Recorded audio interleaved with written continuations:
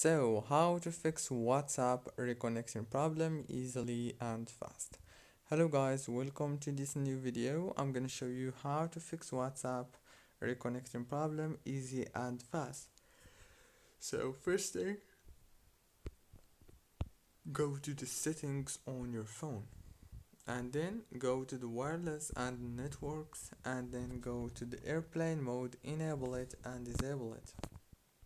Go back, go to the apps manager, go to apps, go to WhatsApp.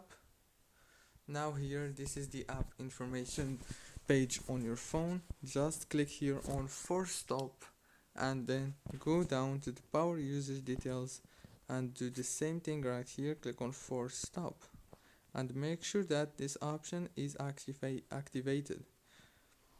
Now restart your phone and reopen WhatsApp, and congratulations. Don't forget to like, subscribe.